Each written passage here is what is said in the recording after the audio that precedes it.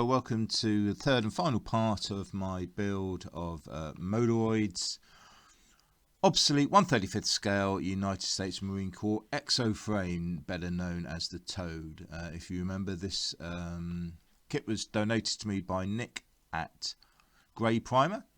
So if you haven't checked out his channel, the link is below, so go like and subscribe. Now in this video we're going to be looking at the weathering process. Here I have my palette of oils. We have our light and dark mud tones, including earth, and then we go across to the darker browns, also with the sepia, and also with engine grease. Good old starship filth there as well. Now in this video I'm going to be using these particular brushes, round 2s, and also blending brushes as well. We have some tissues, we have 2 pots of thinner, one clean, one slightly dirty, and this is the piece that I'm going to show how I do my weathering. So first of all we get some thinner, and we're going to clear the piece itself just to get rid of any excess dirt or debris or grease that may be on there, so that we've got a nice clean surface to work with. Don't need to soak it, just dampen the surface, and within a minute that's going to be nice and dry and ready for us to apply the first coat. And first of all, what we need to do is to work from a light to dark. So we're going to mix up some of these dust colours on the palette with a little bit of thinner until we get sort of a wash type consistency, maybe a little bit lighter as well. We don't want to have a heavy coat of this on the actual surface itself, and then it's just a matter of just applying a very small amount, and then getting the blending brush. Then with this downward stippling effect, move the paint around the particular area and create a coat of dust. Really just sort of obvious places to put it, in the nooks and the crevices, and then as you can see just continually blend out. Now the majority of this video is going to be all about how I do my oil paint rendering techniques. So I will try and fill in and highlight some of the pertinent points on the video, but a lot of this will be in silence, so you can actually see me at work and just see what sort of skills and techniques I actually use to create those effects that you saw on that initial video at the beginning of the video. So just trying to work my way around. The reason for the glove, that's obviously to stop any fingerprints on the oil work.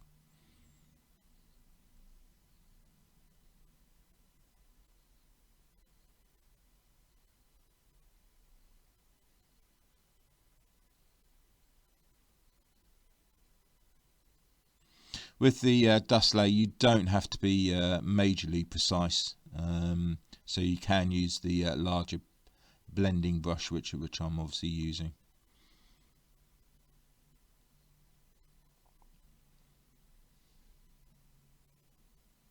Now remember, this is the actual Exoframe, but I will be doing the armour that goes around the top as well.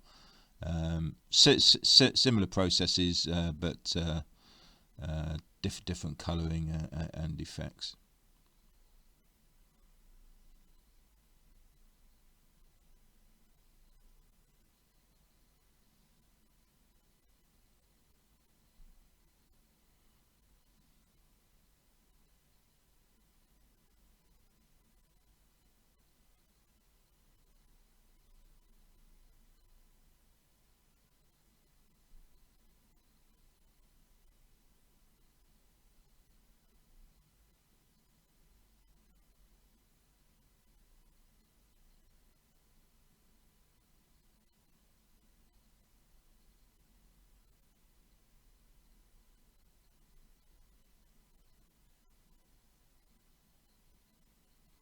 A lot of people ask me how's the best way to do black, and it is quite a simple matter of lighting up the black with the dust colours, and then basically build up that darkness again, and you can get some nice effects on the black acrylics there.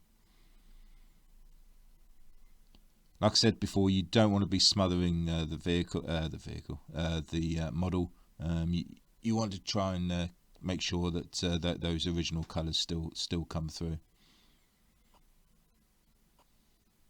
And then what we'll do as we go along is just build up that opacity to create the final look. So not only do you do the stippling motion, but also we'll do a little bit of upward down motion as well to create some, some of the streaks. But in a second, I'll be showing you how to do that in more detail.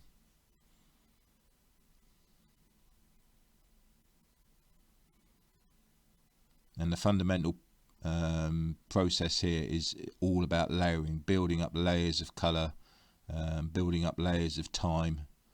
Because this beast didn't get dirty overnight. He's been out in the field fighting for quite some time. So just build up those layers to create that final look.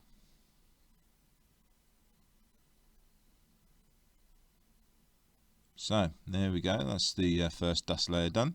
Nothing too exciting, but we got the foundation in place. Then we got the hairdryer out and fully dried that. And then what we're going to do here, this is, I wouldn't even say moist. Basically, the brush has had a hint of thinner applied to it, and then it's been completely cleaned off on the towel. And then very gently, what we're doing is creating those streak marks within the dust layer with that nearly dry brush. Difficult to see on camera. But if you do actually do this yourself, you will start to see how you actually are actually moving the original dust layer around and creating those streak effects. Yeah, looking at this, I didn't do a very good job of zooming in, so apologies for that, guys. Unfortunately, you'll just have to take my word for it that this process does work.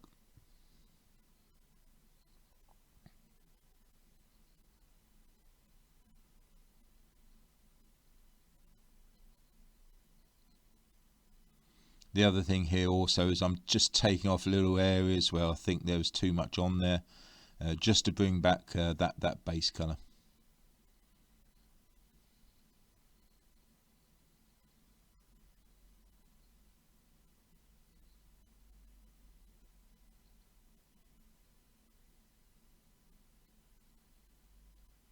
There we go. You can see the little bits of dust, how they're sitting in the crevices. Next, we're going to do the speckling effects. Back of the knife, just use a little bit of the paint. Now, the more thinner you use, obviously the bigger the blotch is, and if you put the oil on, you get some nice fine speckling effects. So for me, on the dust layers, I try to go for the larger splodgy effects, because most of it will get blended in with the other laying effects, but still worthwhile stage to do. And then once you have finished actually doing this first round of speckling effects, what you need to do is get that hairdryer out again and dry it all out.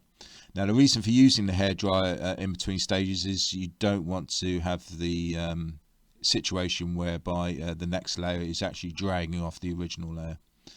And that comes to the situation with your thinners. On the very first coat, you can use quite a bit of thinner to create those washes. But the layers, as they go up in stages, you need to use less and less thinner until you're nearly at the stage where you're putting on the oil paint neat. Because you just do not want to drag off all that good work that you've done. Now, some of these speckles were a little bit too large, so it's not an issue. You can either, as I'm doing here, streak them down. Honestly, I am. I know it's terrible. I do apologise. Or you can actually just blend them out, whichever you feel you want to do.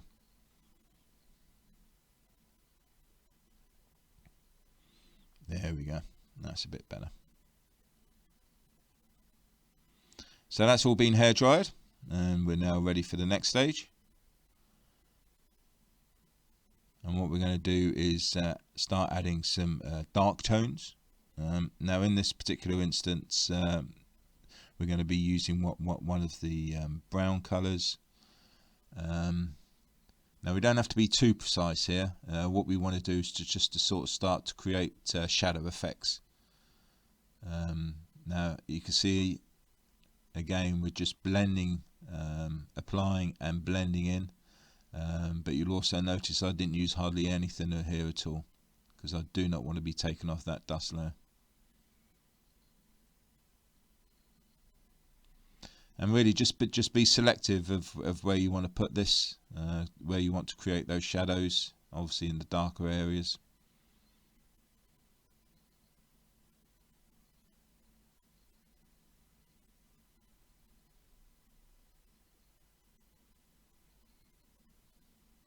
Now because this is going on nearly neat, i.e. no thinner, there's not a great deal of blending that needs to be done.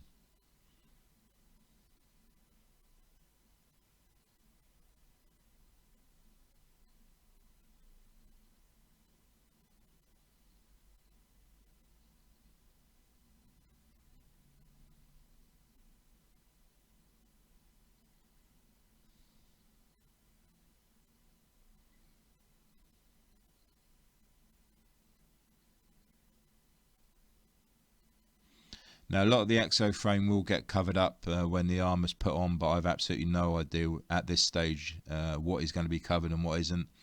So better to err on the side of caution and just weather everything. And then once the figure is put together, I can just sort of tidy things up a bit. So that's the first layer of shadow work done.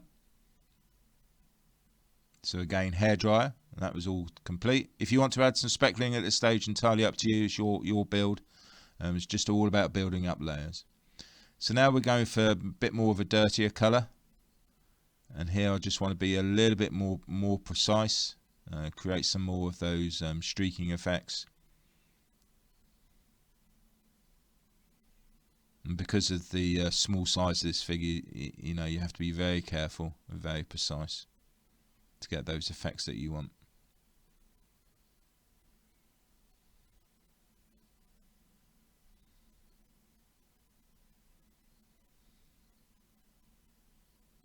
You're pretty much painting in sort of a pin wash, really. There we go.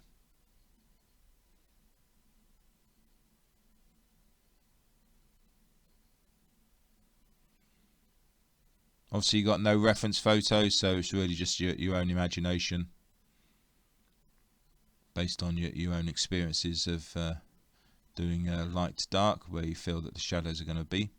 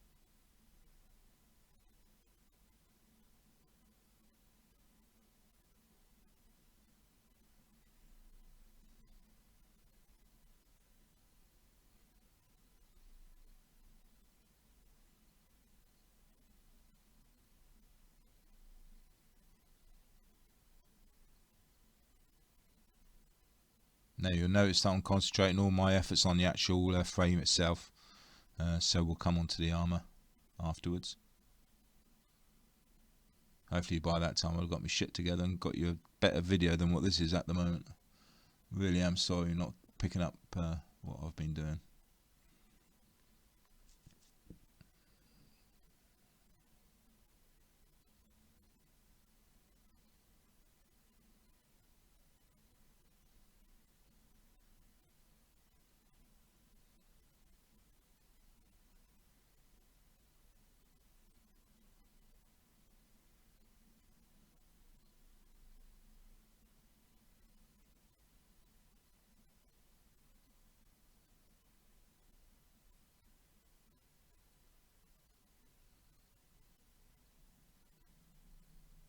Okay, so that's the final bit of shadow work done there.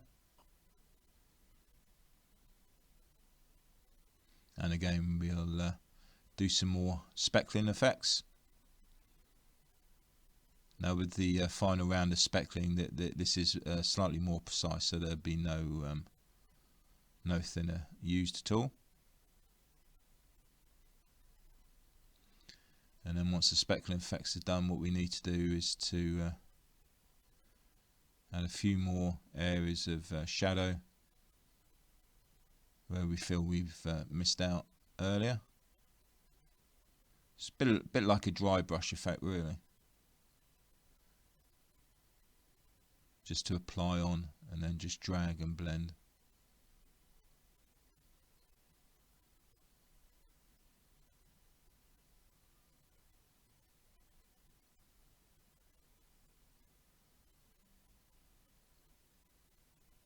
Look at that lovely picture of my thumb. Oh, cracking video this is. Sorry guys.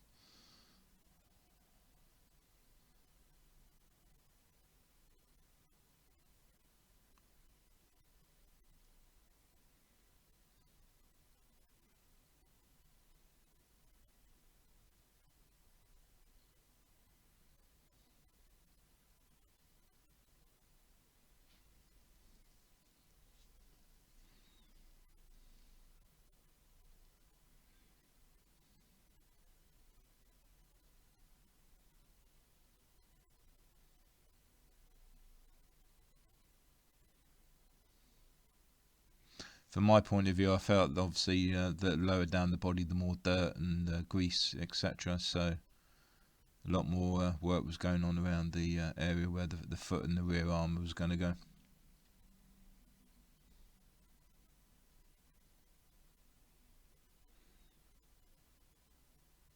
But all of this has been done all at once. I haven't stopped, I haven't gone to work, I haven't come back the next day. This is all about application, lack of thinner, drying out in between layers with the hairdryer, which enables you to carry on doing this process.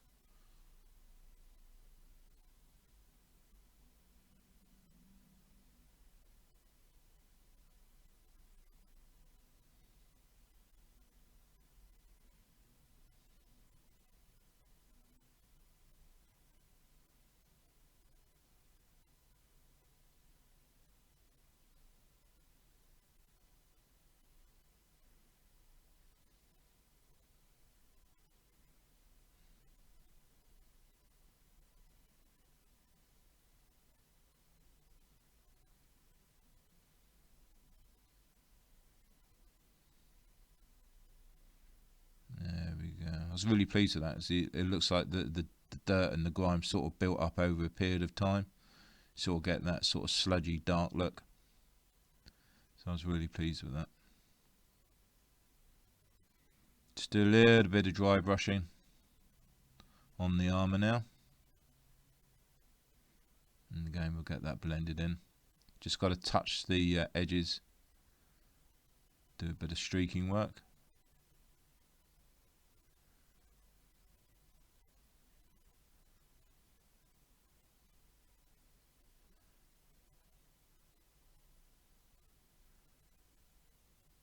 Yeah, at this stage I'd say it's 10 out of 10 for the weathering and 0 out of 10 for the video.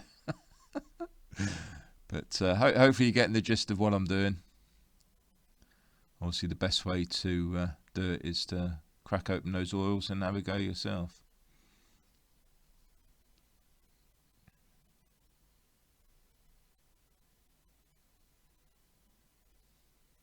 All in all, I'd probably say from start to finish, as far as the weathering goes, this one particular part took around an hour to do. So there we go, that's the first bit of layering done. Now we're going to add some speckling effects onto the armour. And again, once that's done, it's a matter of getting the hairdryer out, ready for the next layer.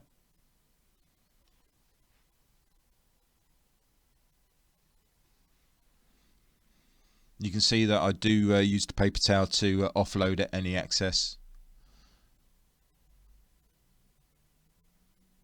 because it is quite a precise procedure using the oils in this way.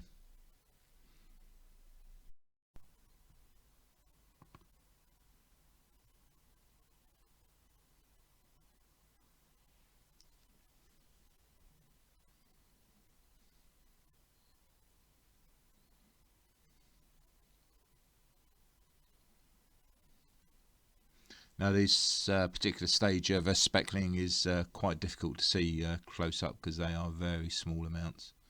But you may just be able to see some of it there. But it does add a nice effect.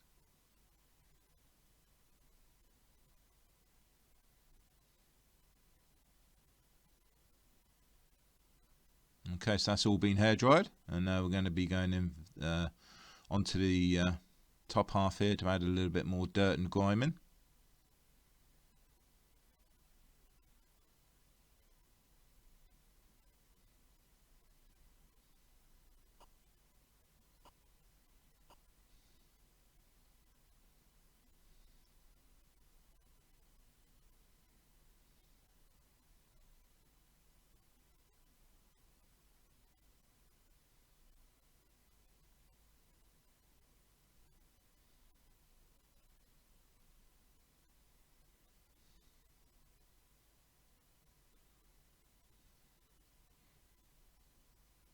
And obviously where I was holding the part, this particular area hasn't been done at all, so just took it off and held it normally, and then we can just add some final weathering effects on that bottom half.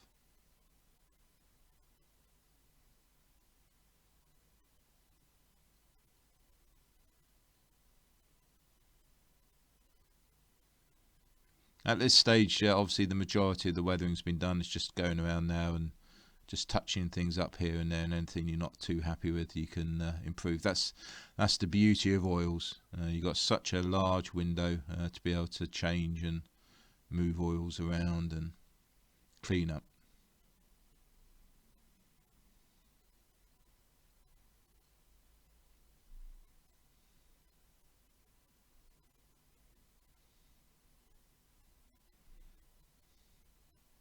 So a few more streak effects on the armour there.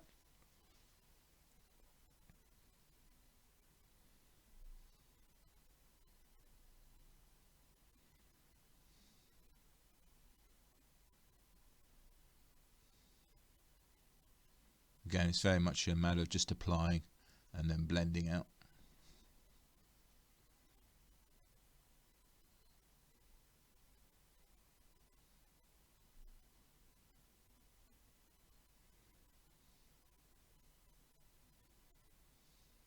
And there we have it.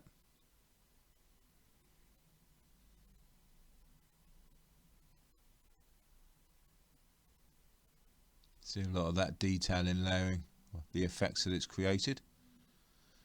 So that's that part of the video done. What we're going to do now is to actually move on to the actual rebuild of the model itself. The actual fit of the kit I have no complaints with whatsoever. Really pleased with the fit and how well it went together. There was a couple of little tricky bits, but nothing that will cause you any problems at all. This is very much just the dry fit to make sure everything's in place. I'm thinking about poses at this particular stage, but really until everything's put together, I'll do a final pose at the end. And then it's entirely up to you. You can then start to glue all the joints in place once you're happy with the particular pose, or you can just leave it to be flexible. But that is all of the Exoframe now fully weathered.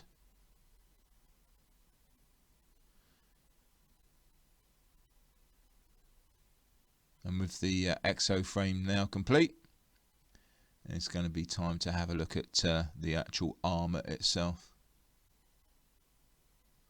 where we use the same sort of principles as we did before on the Exoframe, with all of the oil work and the oil paints.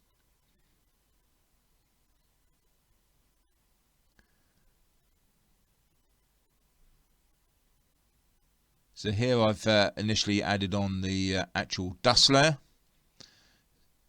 As you can see there, that armour red has mellowed out really nicely with the dust layer.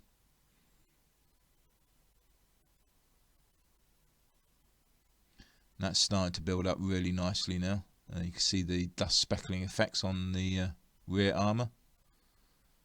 And this is the arm guard.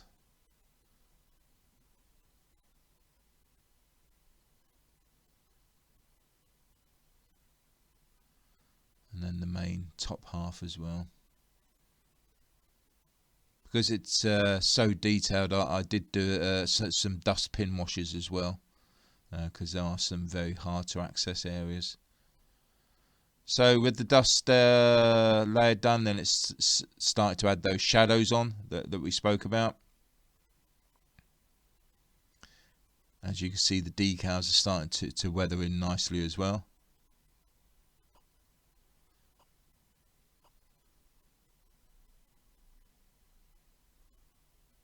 Now obviously, because the amount of armour parts that they are, this was done over a period of days. And for me, just because of my lifestyle, it's easier for me to sort of do each colour or stage all at once. And then here, we're coming near to the end now. We've added more of those shadows and dirt effects. Lots of nice streaks. Really pleased with how that all came out, especially on the main armour.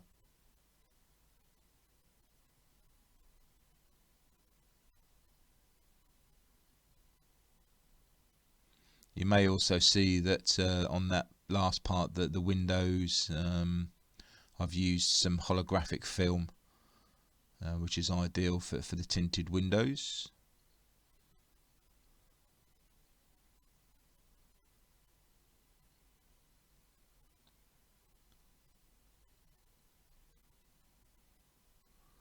The gloves and the feet, really like these parts. Glad we gave them a pair of shoes because they've come out really well. And I've tried to make the gloves look give a sort of leathery type look rather than hard armour. So that's all the weathering done. So we're now at the stage where we're going to have to put this all back together again. So on go the feet.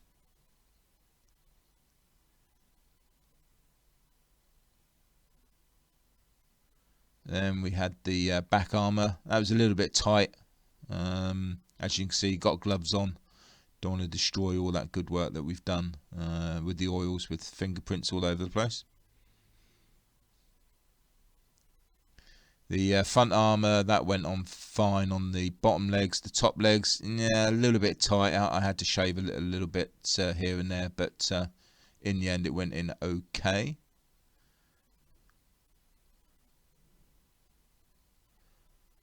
The arms, you got flaps here, so it's up to you if you want to have them up or down.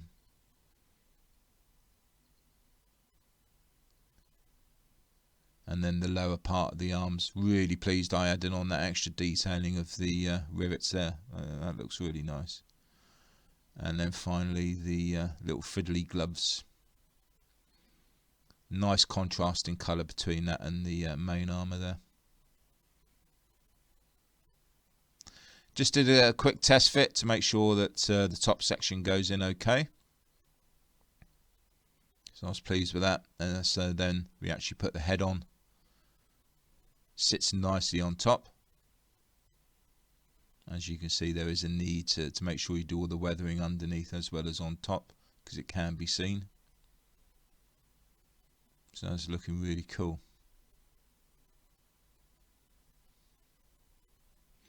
Then we put on the back armour, we've put on the rifle, we've put on the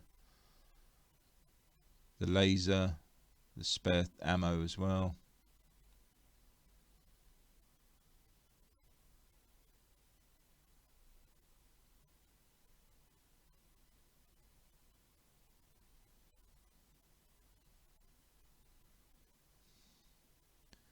And the arms, that's that side armour that was scratch built.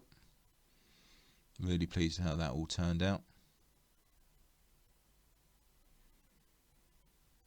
And there we have those gloves.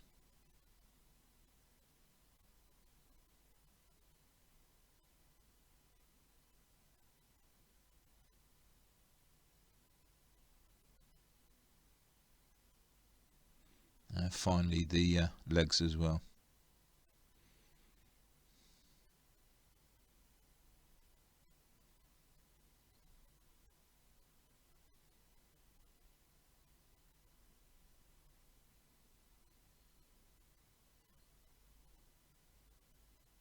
But all in all, yeah, I was really pleased. I had no major issues.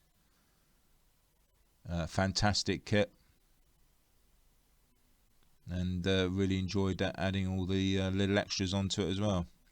So there we go, guys. Thanks very much indeed for popping in and having a look. Apologies for the poor quality of the video at the beginning, but hopefully it's given you an idea of the stages of the processing as far as oil paint rendering goes for your weathering techniques. Big thanks again to Nick at Grey Primer for donating the kit. Hope you're pleased with what I've done with it, Nick. Really enjoyed this build, so thanks very much indeed. And that just leaves me to say a massive thank you to all my subscribers. Really appreciate you looking in and checking out this video, and I hope you like this as much as I do. We're going back to armour next. I've got Bronco's 17-pounder SPG, better known as the Archer, on the bench at the moment, so we'll be looking at that over the next coming weeks. So thanks, guys, and happy modelling.